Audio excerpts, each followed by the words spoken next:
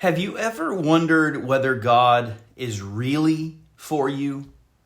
Maybe you've never asked the question quite that directly, but when life becomes difficult, when your prayers go unanswered, when circumstances don't unfold the way you planned or hoped or thought, it can be easy to wonder, is God really present? Is God really working in my life? Can I trust him? Well, Paul answers that question in Romans chapter 8, verses 31 and 32. He says, "What then shall we say in response to these things? If God is for us, who can be against us? He who did not spare his own son, but gave him up for us, how will he not also, along with him, graciously give us all things?" Notice how Paul begins. He says, "What then shall we say in response to these things?" He's looking back over everything he has just told us. There is no condemnation for those who are in Christ Jesus.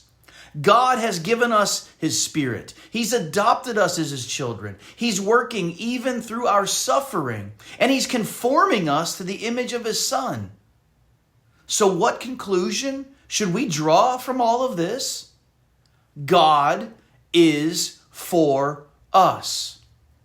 That doesn't mean no one will oppose us. Paul certainly experienced rejection and persecution, suffering, and eventually death. His point, though, is that nothing and no one who stands against us can ultimately overturn what God has determined and accomplished for us in Christ.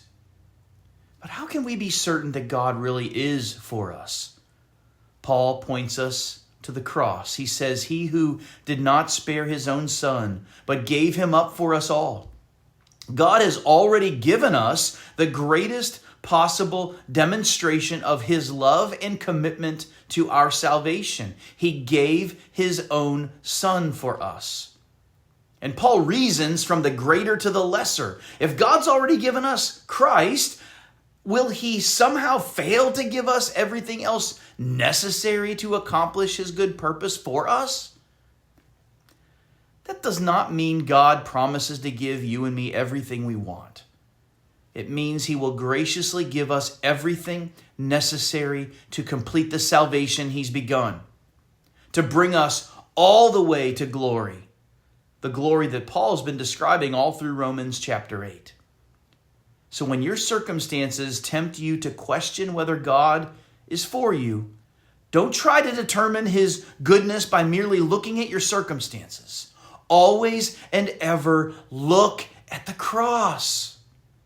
The cross, friends, settles the question. The God who did not spare his own son will not abandon those for whom his son was given.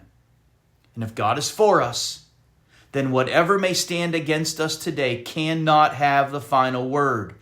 God does. I'll see you next time.